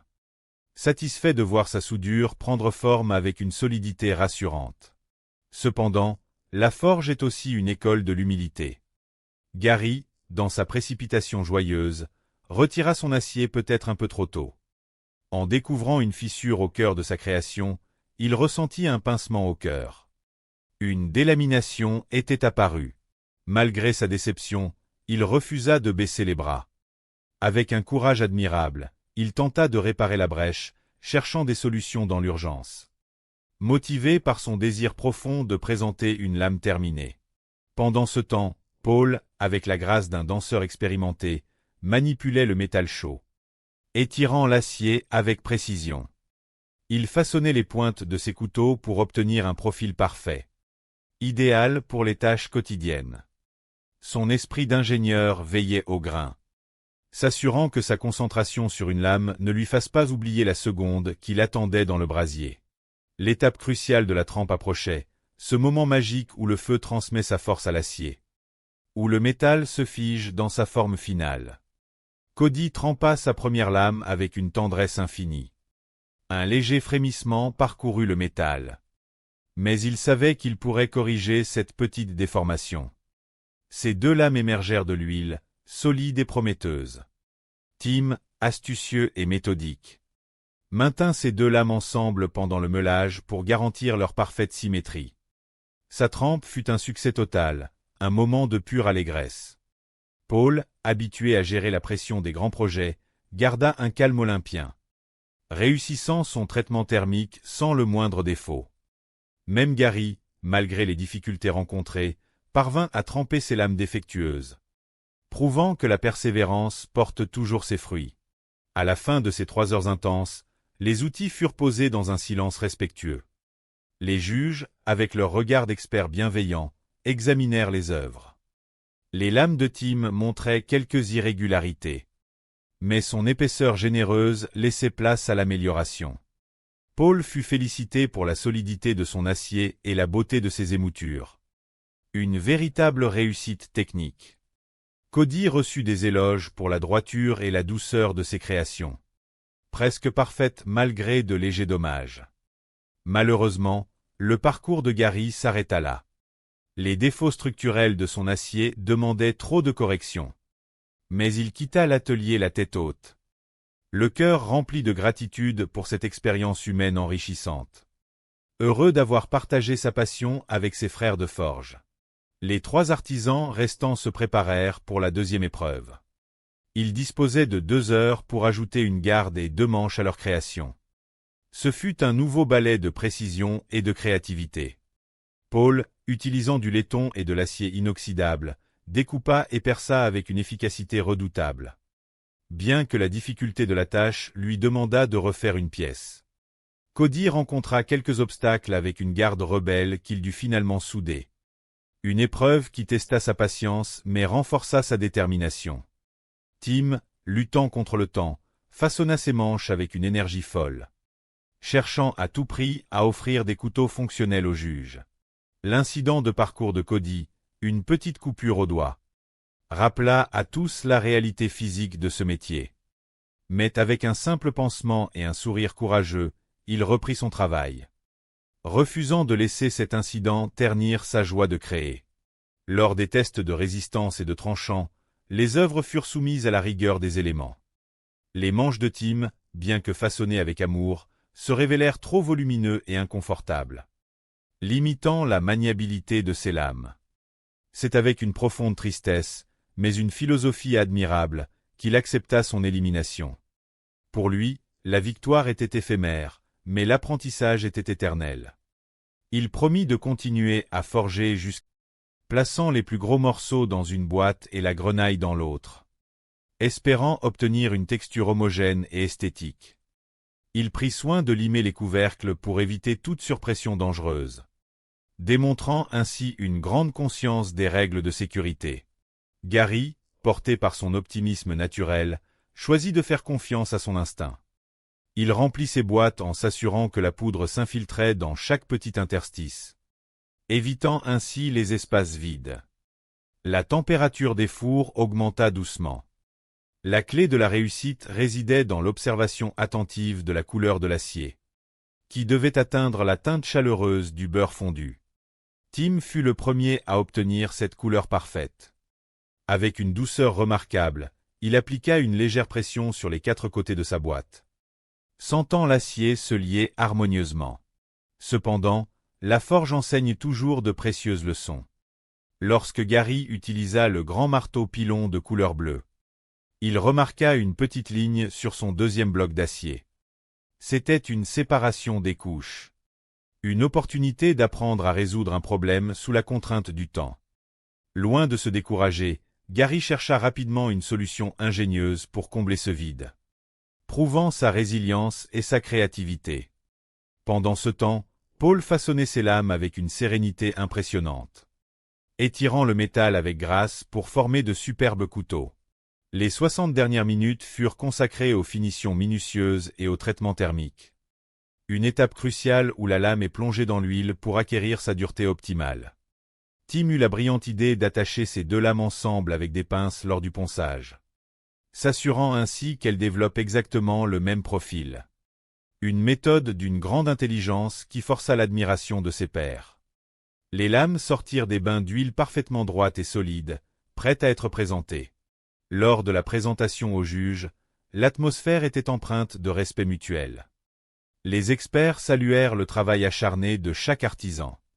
Les lames de Tim montraient une belle épaisseur, bien qu'il restât quelques irrégularités mineures. Les créations de Paul furent félicitées pour leur solidité et leurs motifs distincts. Celles de Cody frôlaient la perfection par leur symétrie.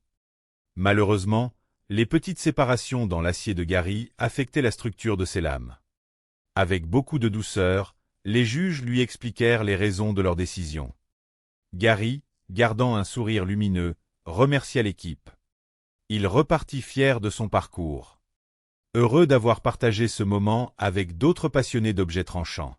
La 2e étape de cette belle aventure fraternelle débuta. Les 3 artisans restants devaient désormais ajouter une garde et 2 poignées confortables à leur création. Et ce, en l'espace de 2 heures. Ce défi mettait en lumière l'importance de l'ergonomie et de la finition dans la création d'un outil. Functional. Paul choisit d'utiliser de l'acier inoxydable et du laiton, des matériaux nobles et durables. Cody, avec une détermination admirable, surmonta un petit défi technique lorsqu'un rivet se coinça dans le manche en bois. Loin de s'énerver, il garda son calme, coupa délicatement la pièce et recommença avec patience. Un léger incident lui érafla le doigt, mais l'équipe médicale, toujours bienveillante et rapide, lui posa un petit pansement, et il reprit son travail avec un courage renouvelé. Les tests qui suivirent mirent en évidence la qualité exceptionnelle des outils, pour s'assurer de leur durabilité et de leur tranchant. Les juges utilisèrent les couteaux sur diverses cibles, évaluant la capacité du métal à conserver son fil. Les lames de Paul et de Cody démontrèrent une résistance remarquable et une géométrie parfaite, accomplissant leur tâche avec brio. Celle de Tim, bien que très solide, possédait des manches légèrement trop imposants, rendant la prise en main moins aisée. Avec une grande philosophie, Tim accepta les remarques constructives des juges. Il quitta l'atelier en exprimant sa joie d'avoir participé, affirmant que l'apprentissage est éternel et que la forge ferait toujours partie de son âme. Le 3e et dernier défi de cette première rencontre annonçait une création grandiose. La fabrication de la magnifique épée historique appelée la main à 5 doigts. Originaire du nord de l'Italie durant les 15e et 16e siècles, cette lame large, élégante et triangulaire devait mesurer entre 66 et 71 cm. Sa particularité éducative résidait dans la présence de 6 fines gouttières de chaque côté de la lame, conçues pour alléger l'arme tout en conservant sa robustesse. De retour dans leurs ateliers respectifs, Paul et Cody eurent 4 jours pour exprimer tout leur talent. Paul, rencontrant une petite difficulté avec son acier complexe, prit la sage décision de se concentrer sur un acier simple, le 80 CRV2, pour garantir la perfection de sa lame. Il fit preuve d'une grande flexibilité d'esprit. De son côté, Cody réussit un assemblage majestueux de 155 couches d'acier 15N20 et d'acier 1095. L'ingéniosité de Paul le poussa à modifier l'isolation de son four pour accueillir la longue épée. Une astuce brillante qui lui permit de réussir son traitement thermique avec brio. Lors de l'évaluation finale, les deux œuvres d'art suscitèrent l'émerveillement. La lame de Paul était un monument de puissance, avec une poignée merveilleusement ornée. Celle de Cody brillait par la finesse de ses motifs et son équilibre parfait. Les tests de performance, réalisés dans le plus grand respect des normes de sécurité, démontrèrent que les deux artisans avaient créé des chefs-d'œuvre. L'épée de Cody s'avéra légèrement plus maniable et équilibrée. Dans une ambiance de célébration, Cody fut déclaré champion, recevant le chèque de 10 000 $. Paul, avec un fair-play exemplaire, félicita chaleureusement son ami, fier de sa propre réalisation et de cette expérience inoubliable. Cette célébration de l'artisanat se poursuivit avec l'arrivée de 4 nouveaux passionnés pour une épreuve inédite. Une véritable fête de la forge où chacun apportait son chef-d'œuvre personnel. Bill Peace, un artisan dévoué, soutenu avec amour par son épouse, présenta une sublime lame en acier de Damas de 160 couches, ornée de mitres en laiton. Rhys, un jeune prodige de 18 ans ayant tout appris en autodidacte, apporta une machette robuste, fruit de son incroyable dévouement. Thomas Franklin, un épicurien de 34 ans inspiré par l'amour de son épouse pour la cuisine, présenta un élégant couteau culinaire. Enfin, Carrie O'Connor, 45 ans, professeur d'arts martiaux, dévoila une dague géorgienne, témoignant de sa recherche constante d'harmonie et de discipline. Leur première épreuve fut un test de résistance sur un grand bloc de glace, conçu pour vérifier la solidité structurelle sans endommager le métal. La création de Bill traversa la glace avec une aisance remarquable. Le couteau de Rhys montra une grande solidité, bien que son manche fût jugé un peu trop menu pour une prise en main optimale. La lame de Thomas brilla par sa perfection symétrique, et la dague de Carrie prouva son excellente fonctionnalité. Avec beaucoup de bienveillance, les juges expliquèrent à Rhys que son manche nécessitait encore un peu de perfectionnement ergonomique. Le jeune homme, plein de gratitude, remercia les experts pour leurs précieux conseils, impatient de retourner forger pour s'améliorer encore. La suite de cette merveilleuse aventure demanda aux 3 artisans de concevoir une petite dague de poussée en 2 heures, utilisant de l'acier au carbone 1095 et 15N20. C'était un défi fascinant qui sollicitait leur capacité à innover rapidement. Carrie choisit de créer un acier torsadé, une technique poétique où le métal tourbillonne sur lui-même, créant des motifs d'une grande beauté. Malgré la pression du temps, la joie de créer illuminait les visages. Bill rencontra un petit obstacle lorsque sa pièce de métal se sépara légèrement. Mais en pensant aux mots d'encouragement inscrits par ses enfants et sa femme sur ses gants de protection, il puisa une force nouvelle et trouva une solution créative pour continuer. Le temps s'écoula dans une symphonie de marteaux et de meuleuses. Chacun mit tout son cœur pour donner forme à son outil. Lors de la présentation, les juges admirèrent la résilience et le talent des artisans. Le couteau de Thomas fut particulièrement loué pour sa construction intelligente. L'œuvre de Carrie, bien que dotée d'une lame magnifique, présentait un manche légèrement disproportionné. L'outil de Bill manquait un peu de définition sur les biseaux, mais offrait une excellente ergonomie. Les juges, impressionnés par le dévouement de chacun, durent faire un choix difficile. Ils décidèrent avec douceur que Carrie quitterait l'atelier. Carrie partit le cœur léger, heureux d'avoir réalisé son rêve de participer à cet événement célébrant l'artisanat de paix et de précision. Le défi ultime pour Bill et Thomas fut de créer une lame inspirée d'un couteau historique majestueux, tout en terminant leur dague